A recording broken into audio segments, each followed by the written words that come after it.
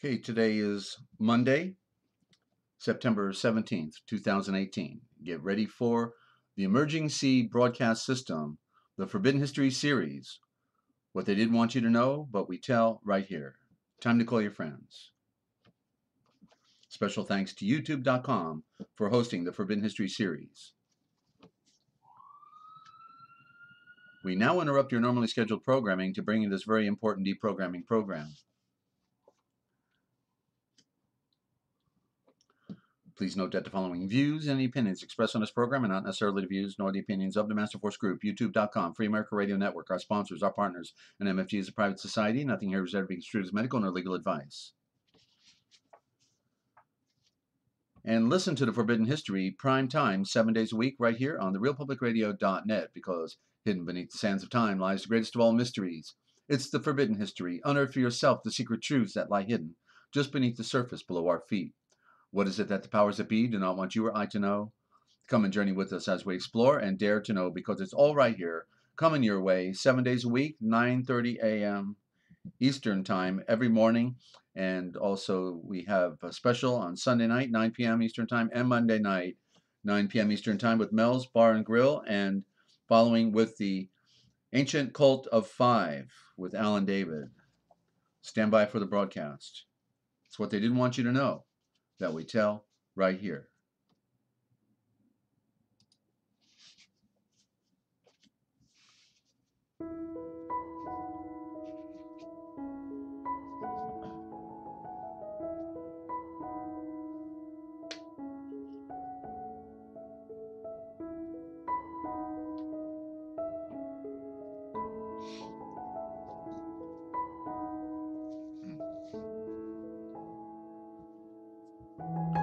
Coming to you live from Studio Z at the Lighthouse in Central Ohio, in the heart of Amish country and Free America Radio Network, in the land of dreams, enchantments, and nightmares. It's our Monday night special with Mel's Bar and Grill, Melody Gillespie, on the legal issues that tax us all, ladies and gentlemen, and following with David Allen on the Ancient Cult of Five and its existence within our modern time. And you know why we're here, don't you? Of course you do. We're here because we are the deprogramming program. Somebody's got to do it, because it is the battle for the mind. Here's where we bring you the most important information on the face of the entire earth, or under the earth. Here's where we bring you the very best in radio broadcast listening while we reveal the greatest secrets, yet in the deeper mysteries of life. Yet there's one thing that they didn't want you to know. That's what we tell right here. I can't remember my old script. I just had a flash. I can't get over it. What I used to talk about. But you know, it is the battle for the mind. Of course, it's the battle for my mind right now. But the truth is light, and ignorance is darkness. And these are the great antagonists, the one against the other.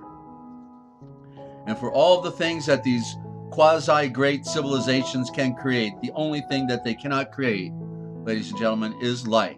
Let there be light. And once we can begin to comprehend the true nature of things as they really are, then we can begin to comprehend that there is nothing more to complain about. But you have to learn how to deal with it, right? Of course. And you don't know what you know, ladies and gentlemen, until you're tuned in. So you did tell your friends, of course. And Shelley, good to have you out there in California. And you know, the best way to identify the truth is to identify the great lies of history. And that's what we do on the broadcast. Rain or shine, ladies and gentlemen. And we should add forest fires and man-made weather systems. Yeah, it's all right here. The bigger the lie, you know, the more the people just want to eat it up. Yum, yum, eat it up. But, of course, if you don't know where you're going, then any road will get you there. And you might as well jump off a cliff, because it'll get you there a lot faster. Right? Of course. Isn't that right, Melody? Yes, that sounds about right.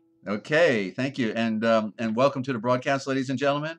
I am your host, Desert Owl, and sitting in tonight as the producer for Mel's Bar and Grill, where she cooks up attorneys, and I always tell her, well, make mine well done, then throw it out the back door, Mel.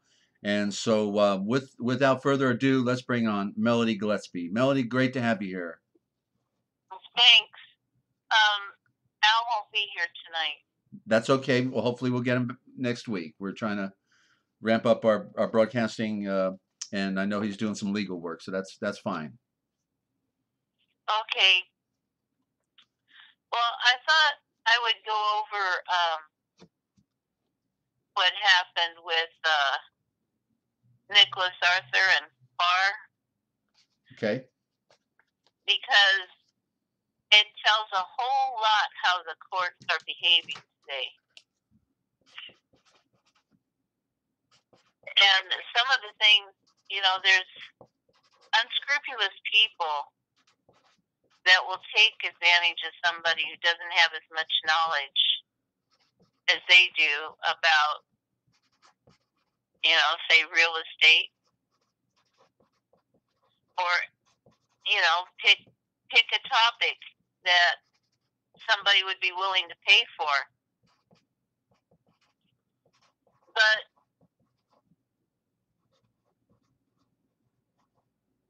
Nicholas saw my husband, Nicholas Arthur Hoffman, and I don't believe that's his real name. I think his real name, or at least the one that pops up the most, is Arthur Nicholas Hoffman. And when I first met him, I knew him as Art. Yeah. So I tend to think that was his real name. That makes sense. And we should add that he grew up in an orphanage and was raised by Jesuits. So put two and two together.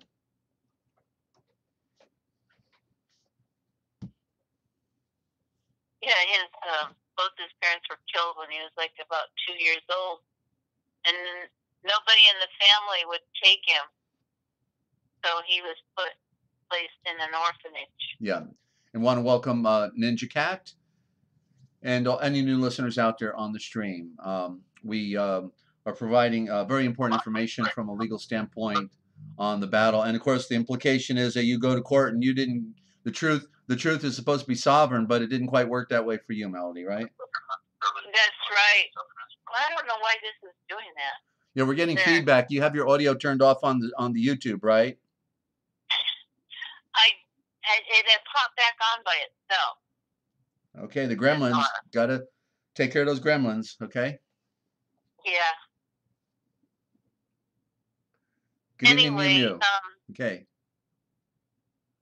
Yes, he talked my husband into signing a contract to buy property from him.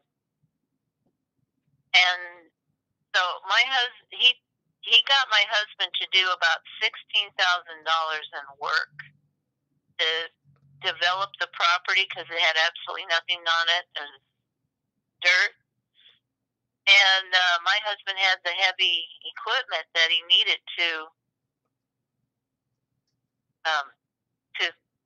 develop the land. And so what happened about a year later,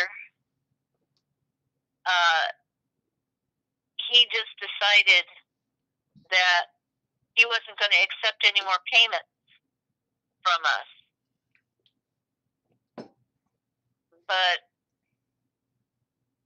And he said he gave us back the promissory note, and he gave us back the contract and put across it something like, what was it? Void. That's what it was. It says void. Yeah. And by the way, Melody, I just want to qualify the story for a little bit. You were basically friends with Nicholas Arthur's, and you then were being entitled to have property that was adjacent to him. He had the Last Amendment Radio Network. We don't want to give out the correct name because he's a phony patriot, an exploiter, one who is there to infiltrate our patriotic society and then to rip people off at the same time. And I can state that because I was on the same network you were on. And then so you had your own program, Mel's Bar and Grill, there That's how I got to know you. I gave him 2 shots at producing for me, and each time he was ripping off my listeners for their requests for audio programs that I was producing. And then ultimately I learned about your story, how he was then putting the shakedown on you at the same time. And your story is a nightmare, to say the least. So please continue. So, well, he had put an anonymous note. There was no name on it. There was no date on it. Nothing. He put it in our door and said, "God's told me not to sell to you anymore." After my husband put $16,000 worth of work into that property, and not to mention all the payments that we made. And he stopped, I took him cash, and he kept refusing to give me a receipt from it. And then I saw why once he gave back the note and marked void on it. He wanted to claim we weren't paying him our share of the payment, which I found out was actually $100 more than the actual payment of the property. It wasn't split 50-50 at all. And the property cost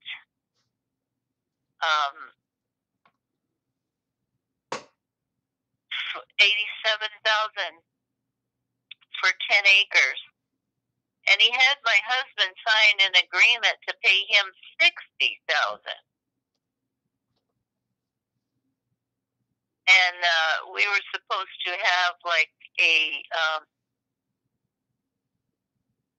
what do you call it? A balloon payment after 7 years. And then he refused to accept any more payments from us and returned my check. I wrote him a check, he returned it, and refused to accept any more payments. So we were paying for the electricity for both parts. And we lived in a fifth wheel. He had a 2-bedroom, 3-car garage with 2 bedrooms on it and a bathroom, and then he had a 3-bedroom house. And we were paying for electricity for all of that. And so we figured by 2010 that we pretty much had it paid off. Well, he sued us like we were renters, and it didn't work. The court came back that no, we were definitely not renters. There was an actual agreement for purchase. Yeah. Now, right there, should have established the fact that he's a liar, and anything he said after that should have no standing in court. But of course, that's not what happened, right? No, and he claimed that not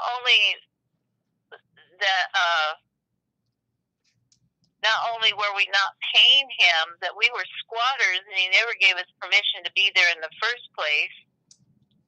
And the thing is he tried to get an eviction notice, and if he would be renting at all, it would have been bare land, and you can't evict somebody from bare land. So then he turned it into that we had a salvage yard there, because we had our travel trailers, and we had a couple of trucks. And he did all kinds of horrible things. He had his friends dump trash in our yard.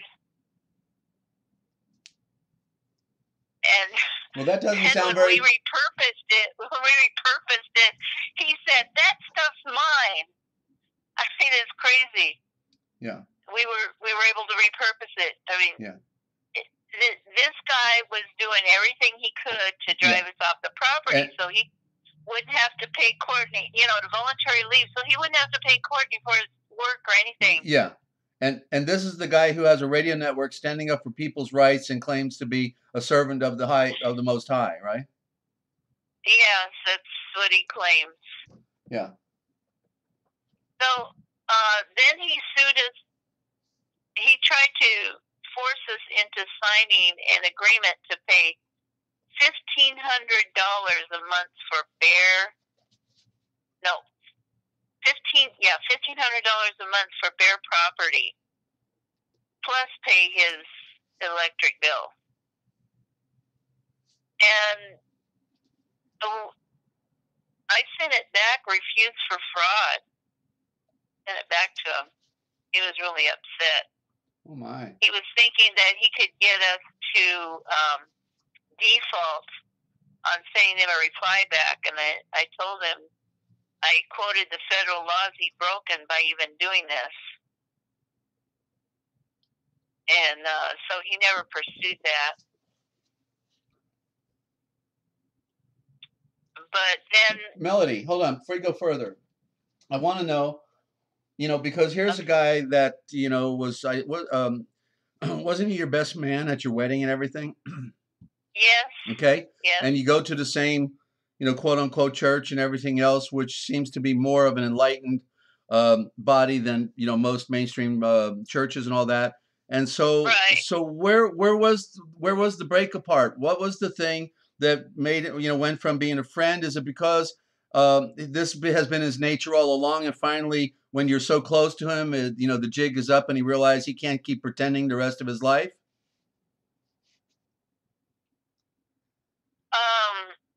Okay, I'm not sure what you're getting at. Well, but the fact that where does he become the turncoat? Where does he become the turncoat? From friend to foe, What happened? I yelled at him because he was lying to me. Yeah. And I was so angry with him for lying to me because he was like trying to interfere with the agreement he and Courtney my husband had made up. Yeah. And so hold on. So he wasn't being straight. You nailed him to the wall, and then after that, It was warfare, right? Yes, that's when we were no longer suitable to live next door to him. Okay. I apologized for losing control when he did that, but he never did apologize for lying.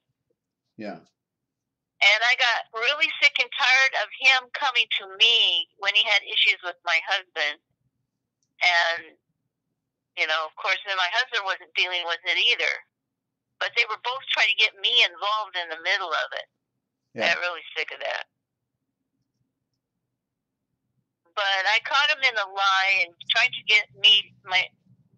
for me to get involved in their agreement instead of talking to my husband. And he was doing it to basically cheat us over the electric bill.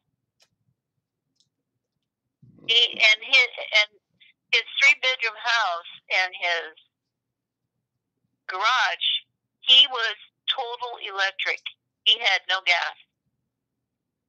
So he had his house completely electric.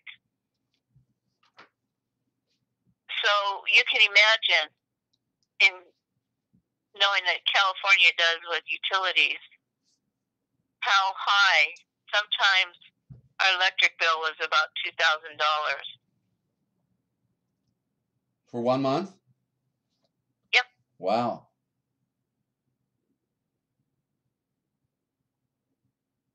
And then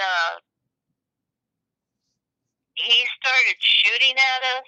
We had to have somebody there because he was stealing from us, so we had to, we asked friends to come. He tried to blow me up in my sleep. He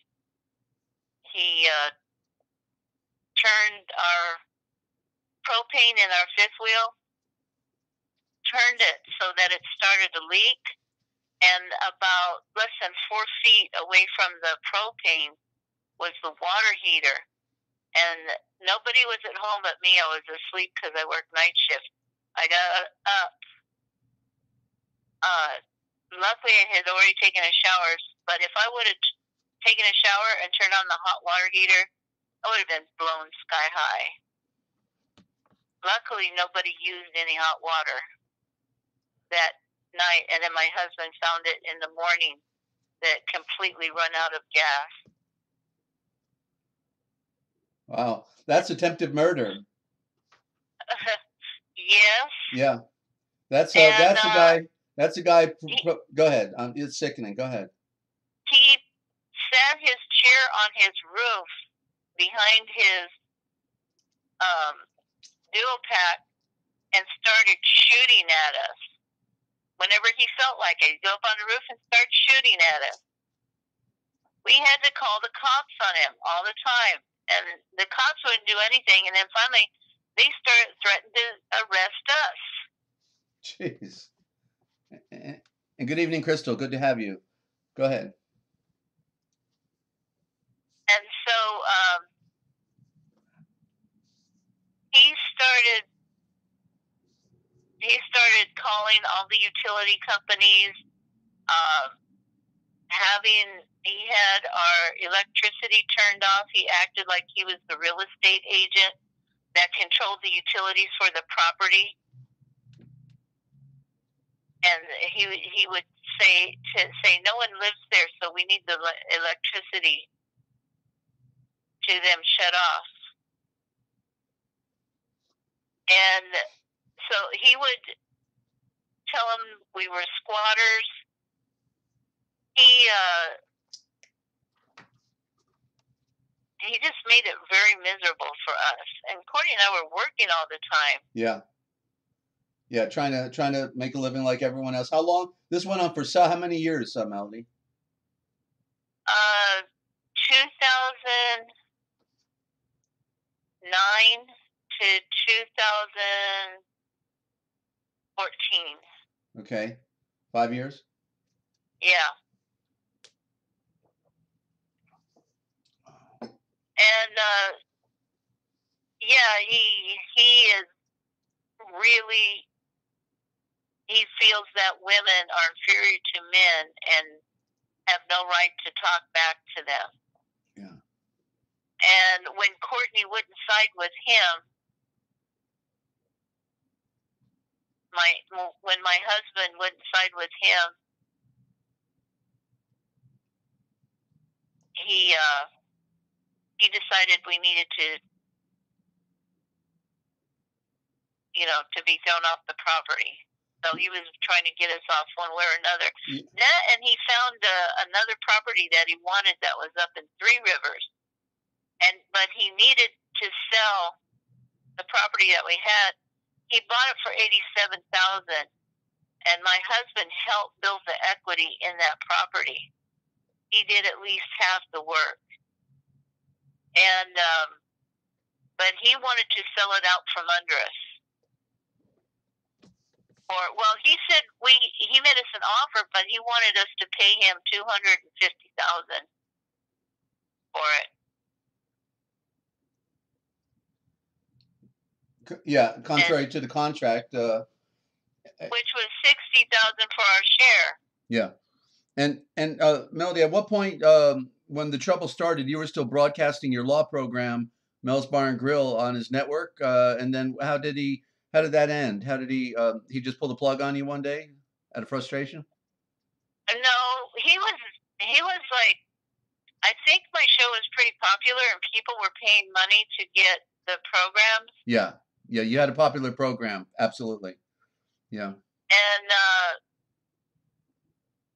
for one thing, we had at least 1,000 listeners. Mm-hmm. And that was way more than what he had as his program. And then, not to mention, I sat there and I produced all the programs on Sunday, and I got him Sunday with all live programs There was like about 4 or 5, and that was a really popular day. Yeah, and he got to sell. He sold the audio, so he was making money off of you there too. Yeah. So what he started doing was shutting off the satellite feed, like about 15 minutes into the program, or 20 minutes, and then so it would force people to buy the CDs from him to get the rest of what we were talking about. Well, that doesn't sound too patriotic. Go ahead. And then he arranged for us to have a meeting at the church, the Clea Community Church up there in Three Rivers, because he was certain that they would say that what he did was okay and we needed to get off the property. And that part was put into the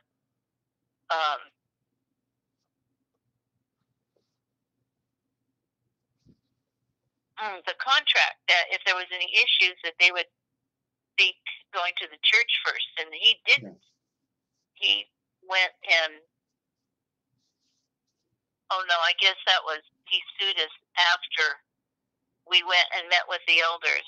That was in November 2009. Mm-hmm. And the elders told them, look, you have a valid contract here. They want the property. Now, fix it right. Because he was saying that we had to pay him $250,000. Well, we had already paid him quite a bit. He gave us no credit for the work Courtney did on his side of the property. Gave no credit for what the payments that we had made, or all the electricity that we had made. And so he said that we still owed him about $57,000. And I go, no, you calculate that right. Yeah. And then, he piled all the interest on top of that we owed him all this interest. Yeah. So one of the things that's clear is because no, he didn't figure this out correctly. Mm-hmm. He doesn't just get to name a number here. But so that's when he went and filed a lawsuit. Yeah. But he sat there and lied to the elders. And he did not want them to know. He tried to hide the papers from the elders, and I didn't pick up on it until afterwards what he was doing. And I go, oh man, I should have been more attuned to what he was doing, and I should have recorded everything. Because then he sent the court something else that he had made up, and he also attached a copy of a letter that he sent to the pastor, just really saying nasty stuff about us. And I didn't even know he had done that. And we went up there, and he, just basically lied to him and stuff. But the elders wanted to be fair, because they'd known that Courtney did all this work there and all of that, and he gave us 10 days to pay him $60,000 or get off the property. And I go, what? I don't think so. There was no agreement with the elders for us to have to get off the property. Yeah. Melody, did you ever consider at any time to do a commercial process against him and nail him to the wall with a debt that he owed you for your pain and suffering and for the fraud that he committed against you? Did you ever reverse the table? Yes, I did. But he got an attorney. We didn't have an attorney. And they kept us so busy in court that I couldn't follow through with it. But I did do a commercial process against him. I see. Okay. Yeah. Anyway, he put all of this stuff into the court like we were really bad people, and then tried to put in the court that all we had was a contract of sales. Well, not really a contract of sales, but oh shoot, what is it called? It's like an option to buy kind of thing. Mm-hmm. And he was exercising his option not to sell. And that's not what the contract didn't even say that, but what he put on there, something on the heading, so that it would be looked at. But it was handwritten in, and it was really maddening because the court recognized everything he did because he had an attorney and refused to recognize our documents, our evidence that he was lying about everything. In other words, because you didn't have an attorney, is what you mean. Right. Yeah. And the judge was so weird. He had the reputation of not liking pro se's. Right.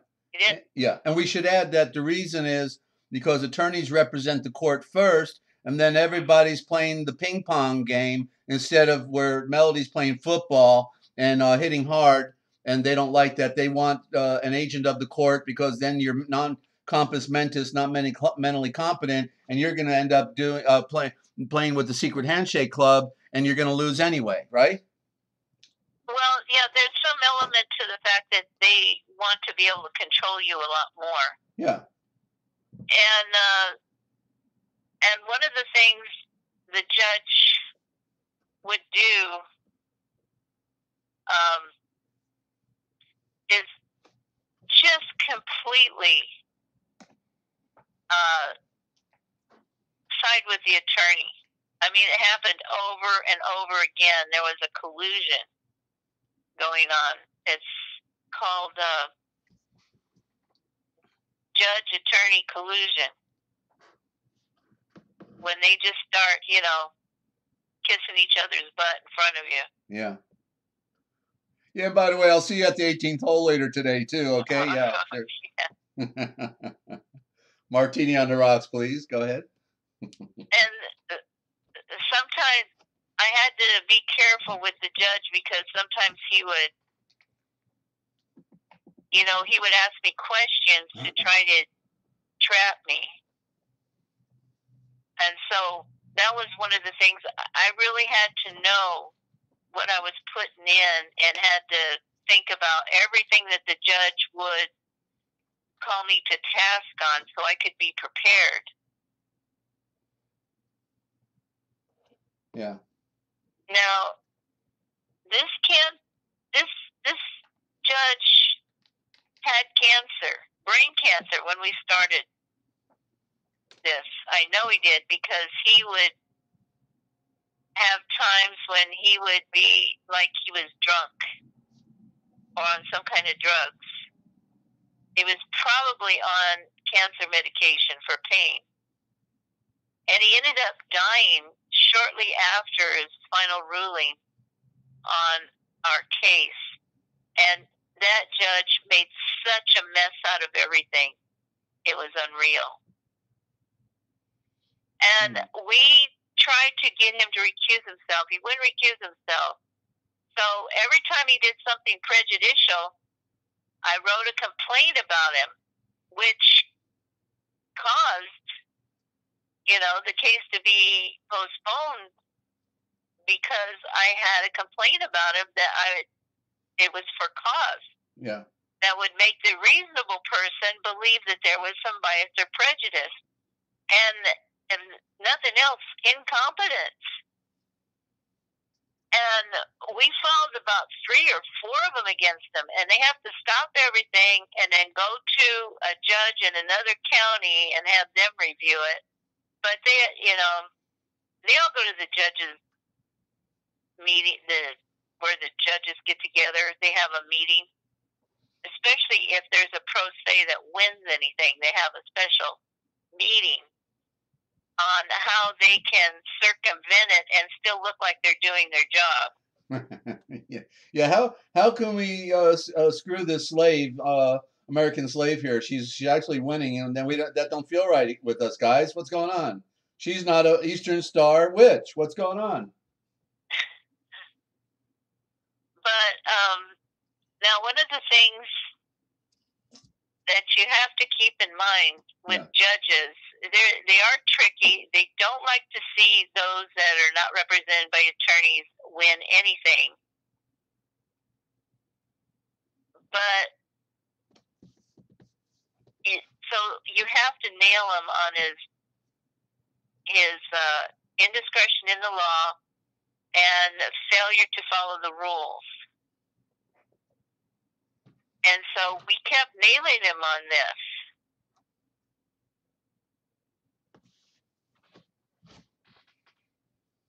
And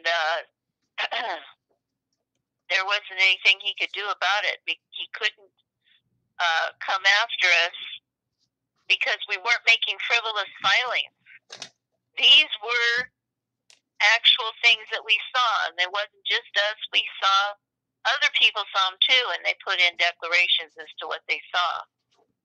And then the judge, without any hearing, another judge without any hearing or without reviewing the evidence, would say, "Oh, I find no problem." Yeah, and are you saying you actually had witnesses that also made the claims? Yes. Gotcha. That wrote declarations for what they saw. Right. We had Nicholas. We had a couple that was there, and Nicholas developed a crush on the wife. And well, that's that's scriptural too, isn't it? Go ahead. Yeah, and he started to stalk her. Oh my. And then when she wouldn't,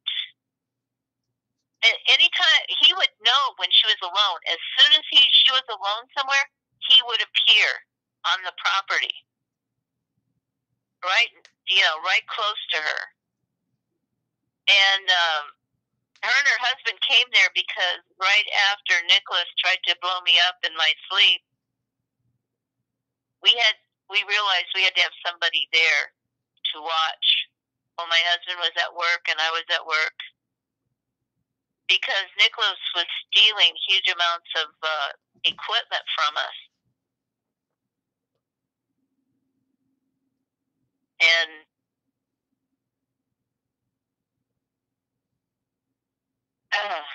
there's just so much. I don't know. Breathe deep, Melody. Take a. I don't think we have time for me to go through everything. Well, Nicholas did, but I'll just say he was a very bad man. And we put everything into court that this man did. We filed police reports. We filed all of this information, and the judges ignored. Yeah. It gives you what he was doing. Yeah, it gives you the impression that you can actually be a very good criminal in this society and actually be on top of things, right? Yes, and the judges are responsible for this. Well, yeah, because they're on the take too. Because they're all corrupt. They're all corrupt, right? Go ahead. Yeah, and it's not just in our case. I've seen them do this over and over. Yeah. And they're probably in the back chambers with the judge thinking, man, this Nicholas, we ought to get him into the lodge. He's a pretty good guy. He's our kind of people. Whoa. And he's a patriot. He's got the Patriot Radio Network bringing on people like Eric John Phelps exposing Jesuits. And this is a Jesuit adjutant, piece of garbage.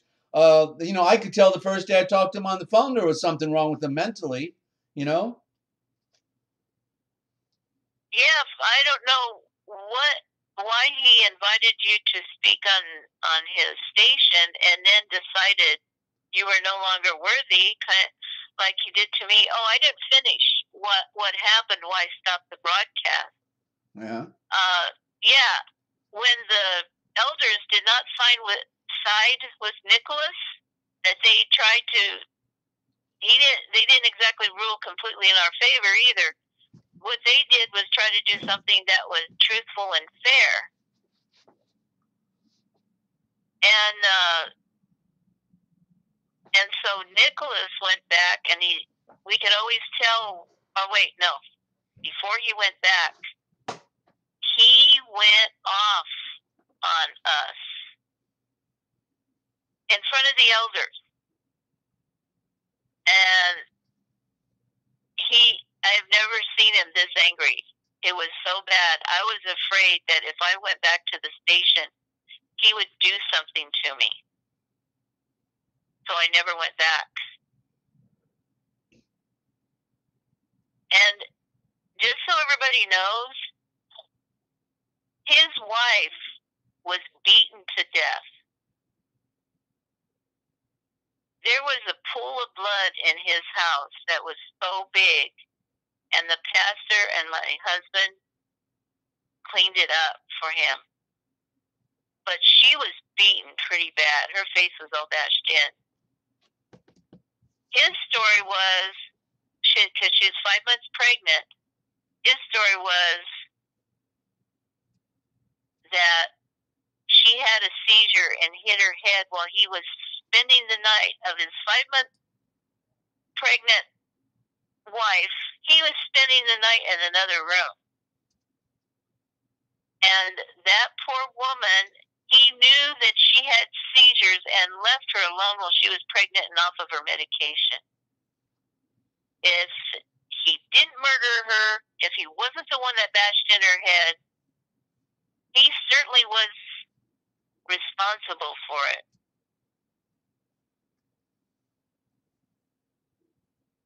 And anyway, the coroner said, oh, she died of natural causes because she had a seizure and hit her head.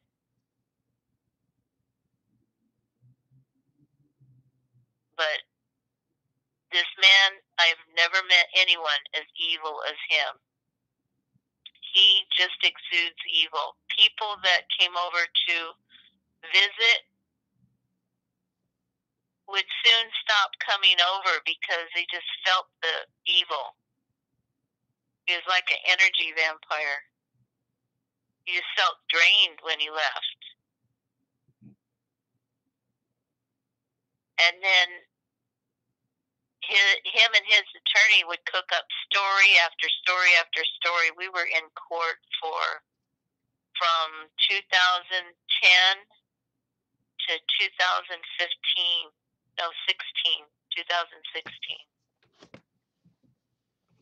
In fact, we just got rejected by the Court of Appeals in 2016.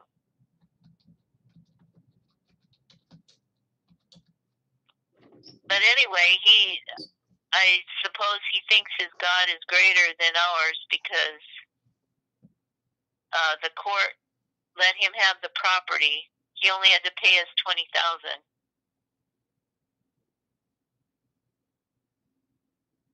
For everything.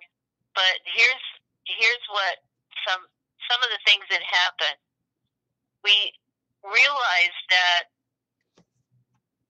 the judge, after the judge's ruling, it made no sense. It didn't follow the law. So we put in a recusal of him.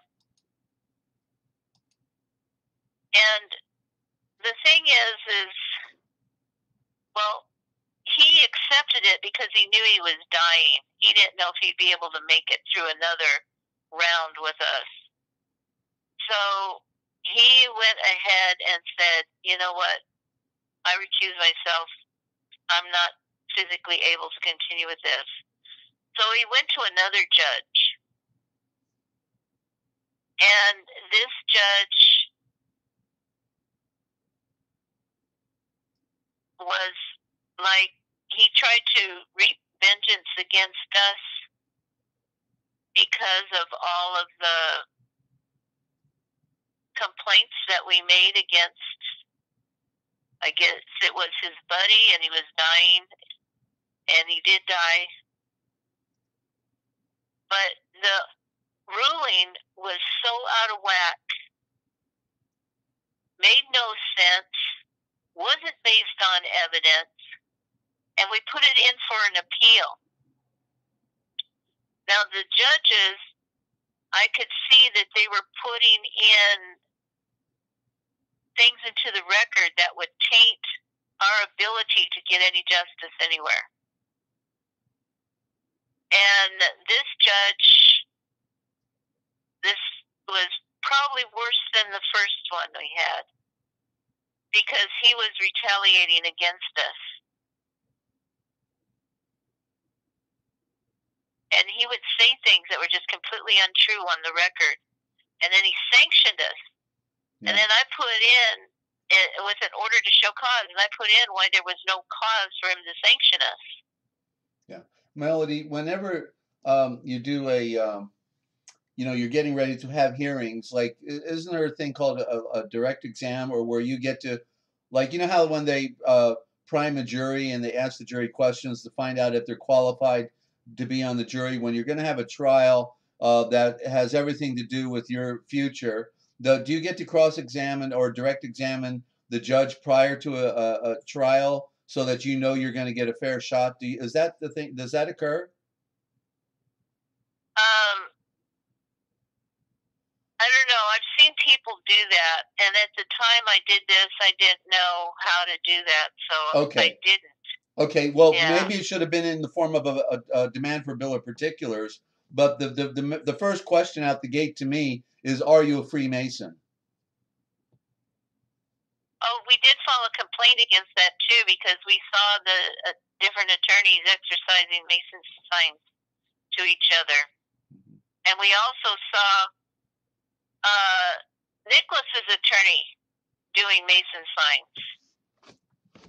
And then the judge, once he saw the Mason sign, and we saw this happen repeatedly, is that he would immediately do a 180 and rule the other way. Yeah. And so we filed a complaint against that too. Now, and Ellen, who has been doing so much research on masonry and Mason signals, he also found a chart of all the Mason signs to do and what they mean, and we put that in. We attached it to the document, and the affidavit stating that the judge had to be prejudiced against us because we were not Masons. And it's clearly that when we see an attorney do a Mason sign, that the judge changes his ruling. And of course, that came back with they found no problem with it. These judges are so horrible. I don't know how they can sleep at night, but this is the evil stuff they come up with. Rather than ordering something that's true and fair,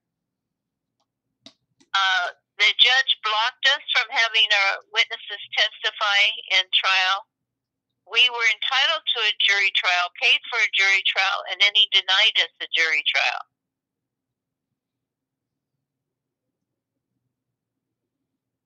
And that was, of course, because he wanted to control the outcome.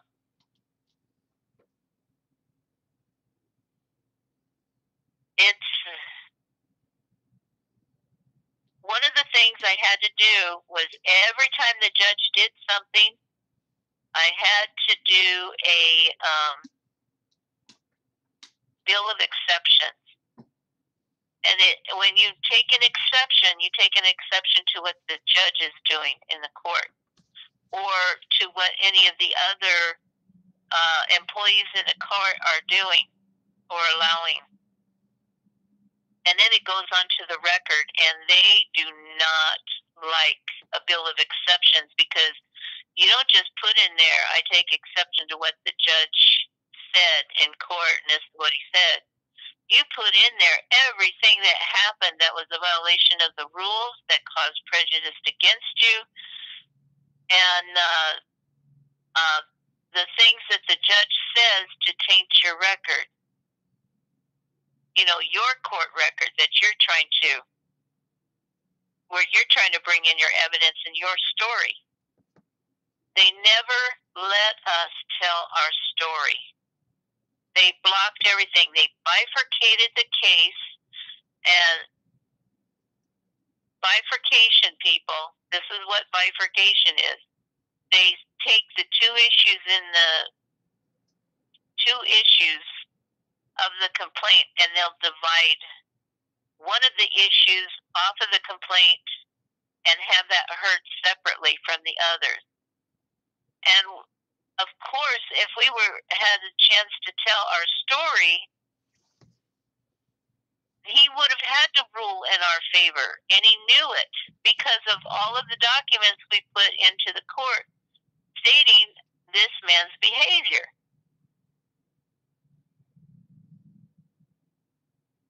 So, being a novice, I understood a lot of what the judge was doing when, they were tainting things. There was things he would put on the record, and I didn't quite understand it, so I'd have to go back and study again and then put it in my bill of exceptions.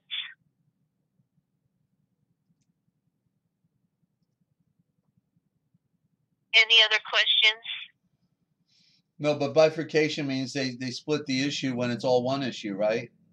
Right. It should have been all one issue. Yeah. And the thing is there's such a thing as interlocutory appeal, and the other is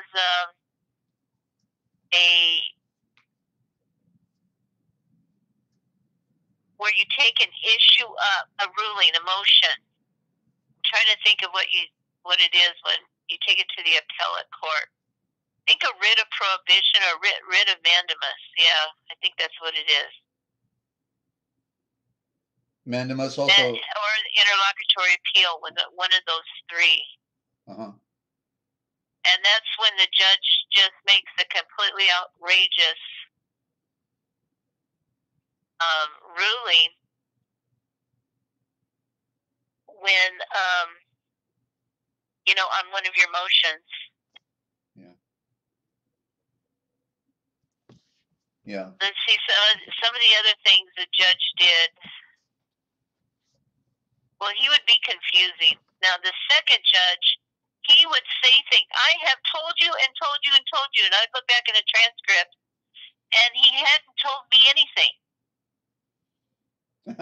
He never once said exactly what he expected. He would make it so vague that not even the attorney next to me understood what he was talking about. And he would be so ticked off with us, and we would come back, and neither one of us had what he had claimed to have told us to have. Yeah.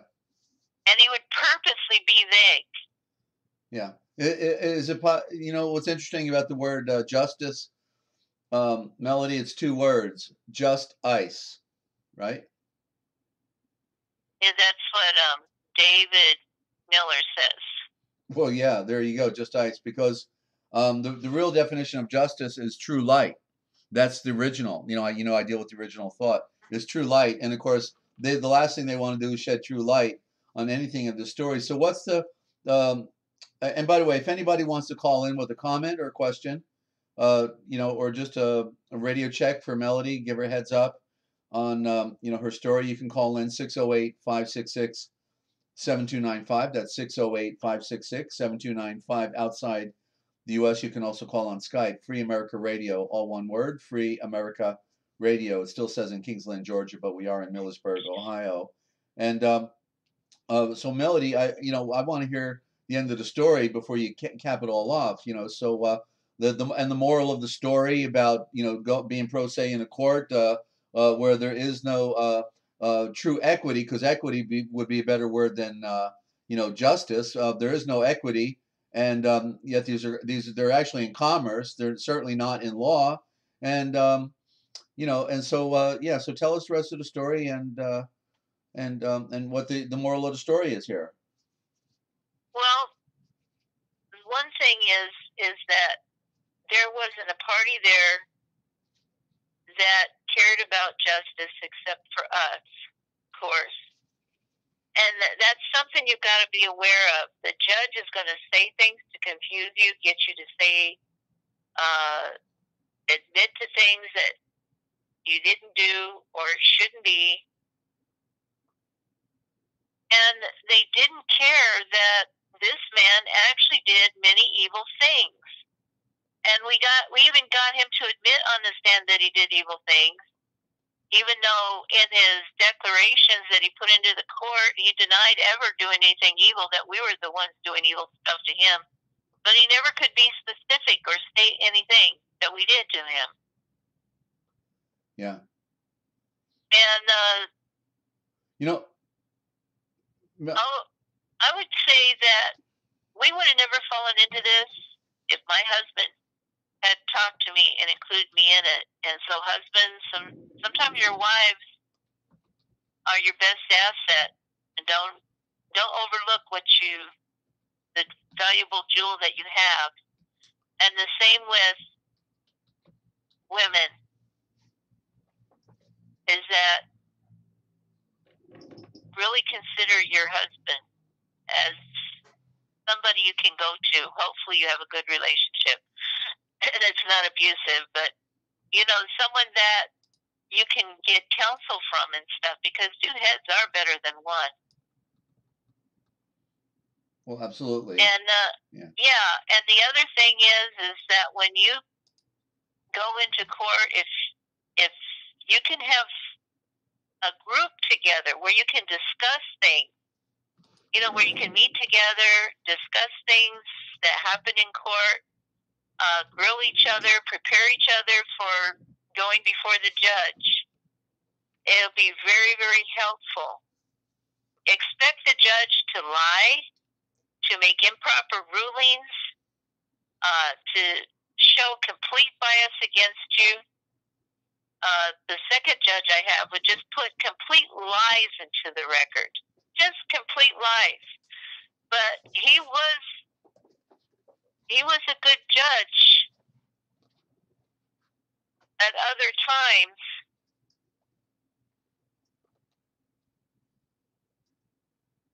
But he really was angry with us because we filed the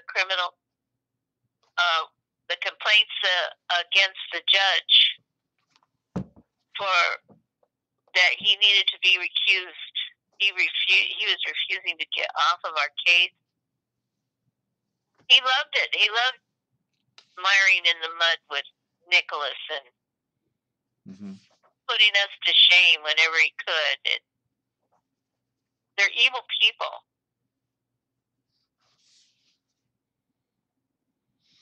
You've got to be prepared. You've got to be prepared for any trick you can think of.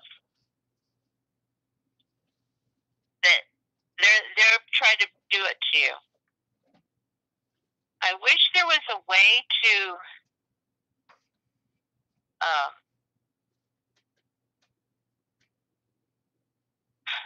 be able to get some kind of intervention to stop these judges. Now, one of the things I did learn from a friend is that you go to the site. Now, in California, it's the Judicial Council. I don't know what other states have, but they must have something that a person can file a complaint against a judge and have, I guess it's a mixture of citizens and attorneys that review it. And California, the judicial system used to be really, really good, but Nixon came in and watered everything down so bad that now the Judicial Council, for the most part, is a joke. However, there are things they really heed to. And go to the site of your state Judicial Council, or whatever the equivalent is called, and look up and see the complaints against judges and the ones they actually acted on. Also, you'll find in the government code a part on how the judges are supposed to behave, and then they have a judges, what is it?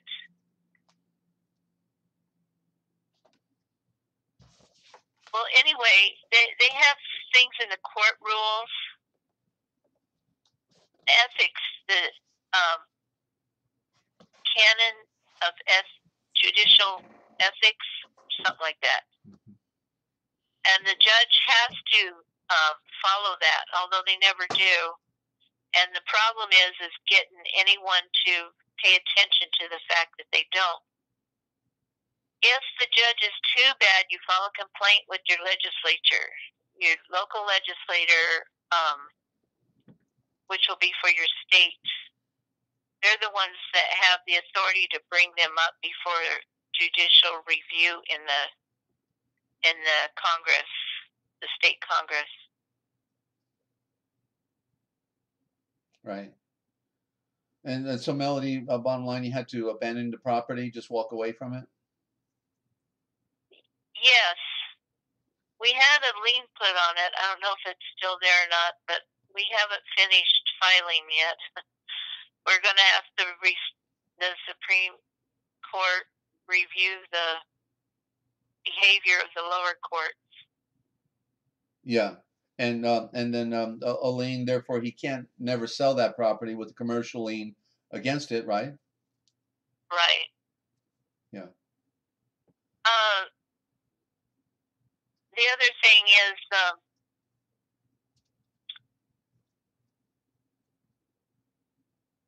let's see, you've got to look into your court rules. You've got to look into the different agencies that review how the courts and the judges behave. And since the court has been turned into an agency by the Uniform Trial Court Act, they have a court administrator. You remember when the courts operated and there was no court administrator, but now there is a court administrator? It's because the court is no longer judicial. It's an agency. Mm-hmm. And so they have an administrator of that agency. And they take care of all the business side of the court. And if the judges are misbehaving, there's two places you can look. One is the county supervisors, and some are called county commissioners. But the county supervisors are the ones that ultimately the buck stops there as to how judges rule. They will set the standards for the court. And then the other one is the court administrator. Yeah, yeah. But of course, all of that is of the corporate fiction called the United States of America in all capital letters, because originally we had the county what did Randy Lee call that, the hundred thing? What, do you remember about that? Where and of course the county had the superior court, and therefore you could always have a grand jury review your case and you could get remedy because the people were your advocate. But of course now we have a corporate fiction de facto, and therefore you're just playing in their ballpark, and that's why they keep winning, right? Well, I guess that's a simple way of saying it. The court is operating in such a capacity that if people understood what was going on, I think that it qualifies as an antitrust act. Mm-hmm. What was that, the Williamson Act? No, that's not. It's not the Williamson Act. That's a different one. Yeah. I can't think of what the act is now, but it's antitrust. And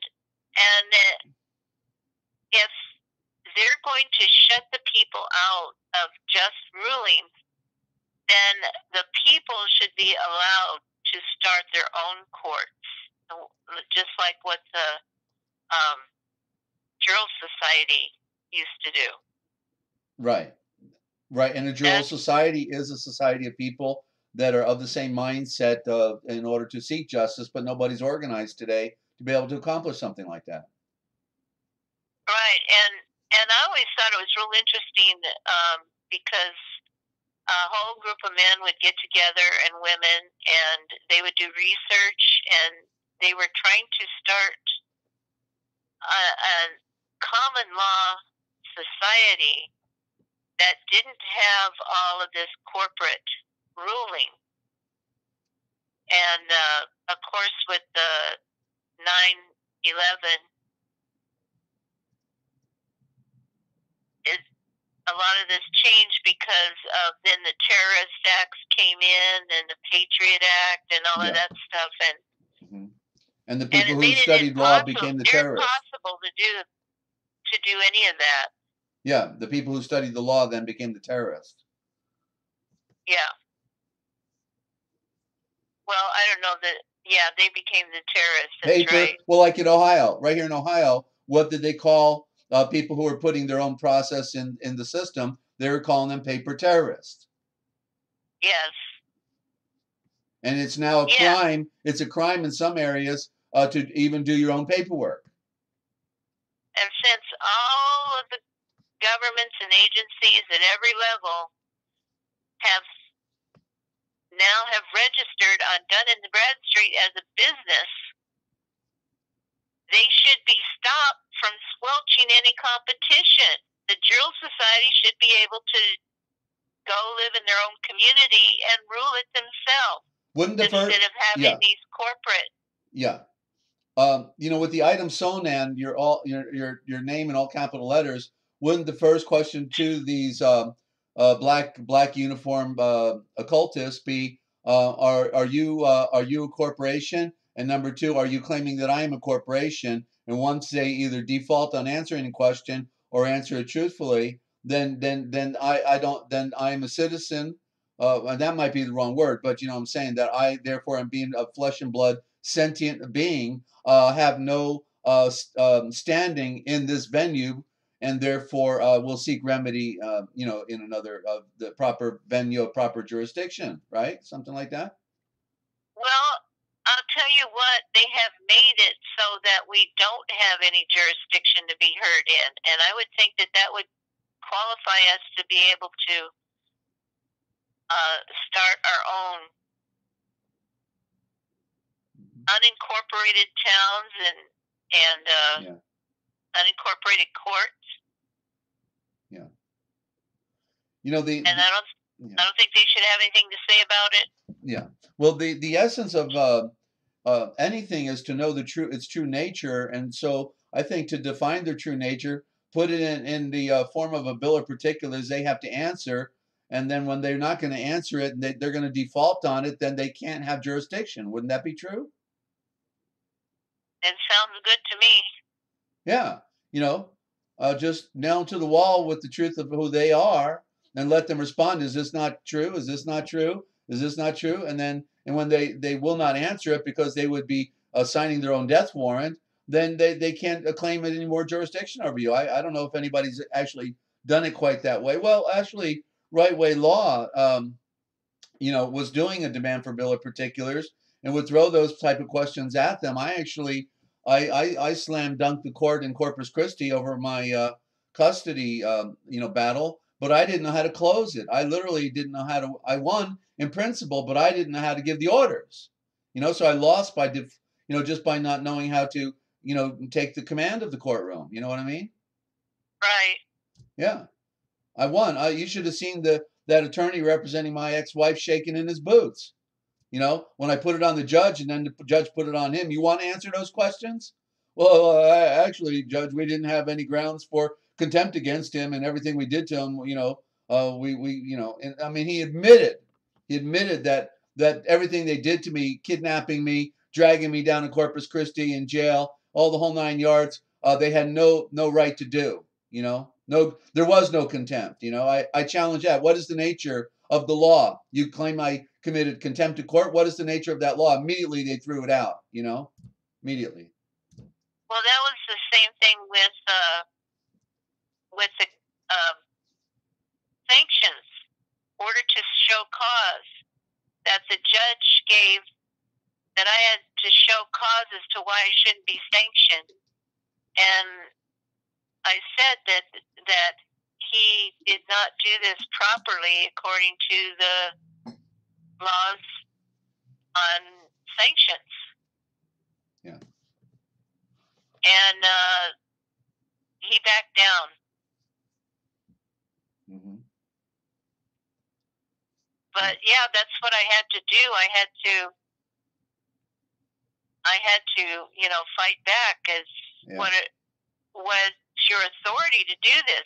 You did this by emergency, and then there's no provisions for that in law. And so, yeah, he backed down. Yeah, I couldn't even get the process servers to serve. I don't remember if it was the sheriff's department. It may have been, but I couldn't get the process servers to serve the demand for bill of particulars on these officials when they read them. So I had to literally get in a taxi cab and deliver all of these demands for bills of particulars to the attorney ad litem, supposedly representing my daughter, and to the one representing my wife. They actually closed the agency down that day because they had put me on Channel 5 News saying that I was a dangerous militia, Texas militia, and so literally they closed the agency down that day, just afraid that I'd come in there blazing guns, killing everybody. I was on the Channel 5 News. You would think John Dillinger was coming to town, Melody. I couldn't get over it. Yeah, and I lost. Isn't that crazy? Yeah, and I lost in the end, and it killed me. 3 years took me to recover from losing my daughter, like that, to a state, all based on fraud. I nailed him to the wall right in the court immediately, but I just didn't know how to command the court. That's where I failed, Yeah. Yeah. I've seen that where the judge was really willing to rule in their favor. And when they said, well, what do you want out of this? And they couldn't answer. Yeah. They lost. I had the entire courtroom packed. I thought there were other cases going on. I didn't know when I was in there, and they even had the Channel 5 News and all that. But literally the courtroom was packed with all of the clerks, attorneys from the community, you name it, in there. And I thought there was just other cases going on. And when I got done making my presentation, all of a sudden everybody got up and started walking out. And all of these attorneys were turning towards me as they're walking out saying, hey, don't give up the fight, man. Way to go. You won. The opinion of everybody in there, this guy should have his daughter back. I won in principle. But because, as it was said by somebody, about Corpus Christi, a white man can't get justice in that town. It's all Hispanic. No kidding. Yeah. Are all the judges Mexican? Well, I don't know that Judge Hunter was. That was his name. I haven't forgotten it. It was on Leopard Street. Judge Hunter. That sounded like the story of Babylon and Nimrod. The hunter and the leopard skin. So very occultic in its. Oh, and I even nailed him to the wall on his star chamber. Literally, it was designed like a star chamber with the solar disk at the very top, with all the rays coming down. And and I mentioned that right out the gate to him. So. Yeah, so that was the saying about, Corpus Christi. A white man can't get justice there, and it seemed pretty well the case. I was, when they kidnapped me and brought me down there, and I challenged them in the court, and since they had kidnapped my daughter, I agreed to come back. Then they brought me back to the jail. I have the record of getting out of the county jail in Corpus Christi quicker than anybody.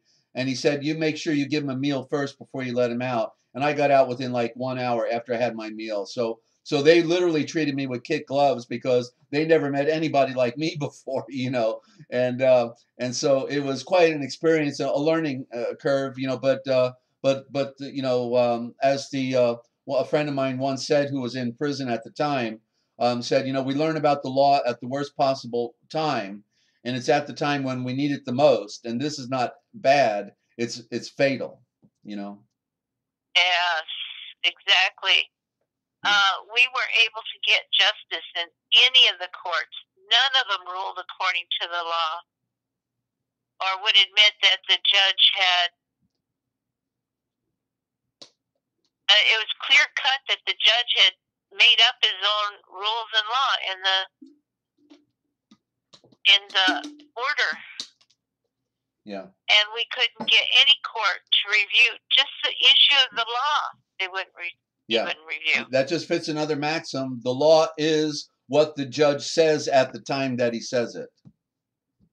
Well,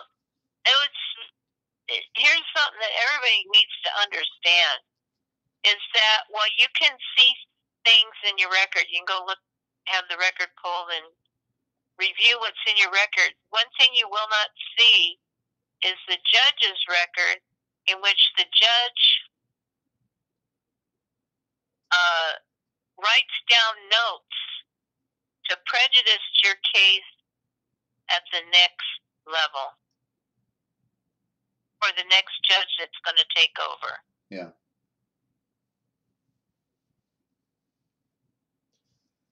And you've got to remember that. You've got to demand to see what the judge has put in.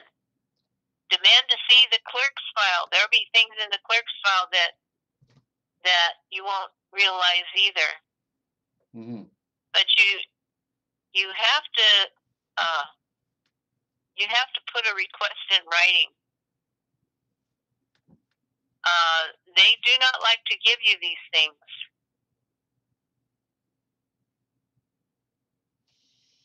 Yeah. Okay, Melody. Give out your contact information, and I guess we'll call it a wrap. Okay. It's at Mel's, MELS, bar, BAR, and AND, grill, GRILL, @gmail.com. One more time, Melody. Mel's Bar and Grill @gmail.com. And that's AND for and. Mel's Bar and Grill @gmail.com. And Melody, if you help if people just are looking for some type of advice when they're dealing with the stress of legal battle, you can perhaps help them to some degree. Maybe they make you a donation, or you can refer them to somebody that's specific in that arena that they're working with. Yes, I really don't know if I feel experienced enough to give advice, but what I can share is my experiences and what I've researched. Okay, absolutely. Which I've done a lot of. You got it. Sounds like a couple decades and a lifetime worth of research in this area. How long did you do your radio program, Melody? Pardon? How long did you do your Mel's Bar and Grill radio broadcast? Oh, shoot, 2004 to 2009. Okay. And I would do research right there. You know, I saw so many people making mistakes, like mixing up law forms. And so I did the research on the law forms and went over what each form was and what the particular elements are, so you would know what kind of document to file. I went over all kinds of stuff. Yeah. Oh, I remember. Absolutely. We picked up Melody when she was getting shanghaied by a so-called friend, and that's when I was ramping up the realpublicradio.net, and so I put the Melody on my network on Sundays, and I really enjoyed listening in. And she had a wonderful researcher she was working with. One passed away right as we were starting the broadcast. It was rather tragic because this guy was a genius, you know. That was a neat program too. It was so good. A whole bunch of us all talking together. It was really good. It was nice we had discussion. 7 days of broadcasting, law programming on the network, and we had people who did words. Joseph Rory, who did legal words for the hour, I think, before your program, actually, Melody, and then and I mixed a lot of other great programs back to back with each other. So it was and then I had about half a dozen infiltrators, of course, half of them women, half of them men, who you know, when you do this out of your back pocket and don't have a regular job because you can't do both, then it's real easy to get taken down by you know, the actions of these other people. So she got it, Melody got it on her end, I got it on my end, and so here we are today with a wonderful group of people on YouTube, playing it again one more time as it looks like our world is going down in flames, literally, with you know, what's happening in California, and then the great torrential mega storms. Now we've just had a mega storm on the East Coast. We just had one in Hong Kong and the Philippines. Record storms, and of course they even predicted the one in North Carolina, South Carolina would stall out 7 days in advance. Well, gee, that's interesting how they can predict the weather today, isn't it? That it would stall out. That never happened before, right? But it did in Houston. Now it did on the East Coast. So we know, ladies and gentlemen, they're taking our world down. These occultists wear their black robes and you know, in the courtrooms, and no doubt in their occult rituals. Why do Catholic priests wear black? You have to put two and two together there, ladies and gentlemen, because we were told to put on the white robe of purity and sincerity and honesty. And so the occult have destroyed our world, and we're just here trying to make the best as we can out of the lemons that are so sour, and make lemonade while we have a little time left. Any closing thoughts on your part, Melody? No, that's it. Okay. Well, then thank you, and we'll look for you next Monday at 9 p.m. Eastern Time. Hopefully, Alan David will be with us on the introduction of the ancient cult of five and its existence in our modern time. We'll tell him we hope to high five him next Monday. Okay. Okay. Okay. And thank you, Crystal. And interesting comments. People have been commenting on the broadcast here, and thank you as well, Ninja and Mew Mew and Shelly, who had to go. All of you, our new listeners. Okay, we're grateful that we have an opportunity to be here and serve, and hope that we can make sense out of a bad world. Right here on the Forbidden History series. Are you trying to figure out where we're going, ladies and gentlemen? Well, we're going down. That's where we're going. But if you know the truth, then we can also be going up at the same time in the spirit of light and truth and peace and harmony with the one who made all things. That's the good news. So don't forget, if you want to know the future, then you simply need to look for the Forbidden History. It's what they didn't want you to know that we tell right here. I'm Desert Owl, thanking you for tuning in. Peace, love, and light, all of you out there. And do tell your friends, won't you? Monday night, the law stuff, okay? With Melody Gillespie, Mel's Bar and Grill, where we cook up attorneys and we throw them out the back door because it's the best thing we can ever do. I'll see you.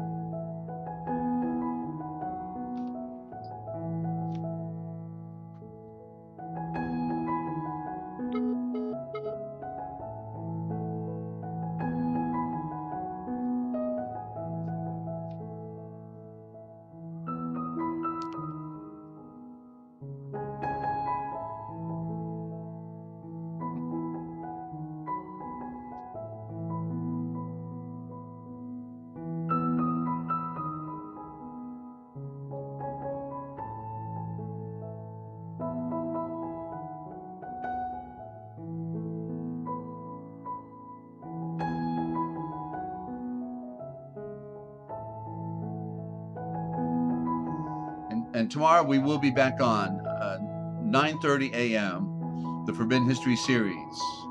Back at it. We take off every Monday morning now because we're doing a full load on Sunday at 9:30 Eastern Time, AM, and then 9 p.m. Eastern Time in the evening. So we do a double play on Sunday. And thank you, Mimio. Yes.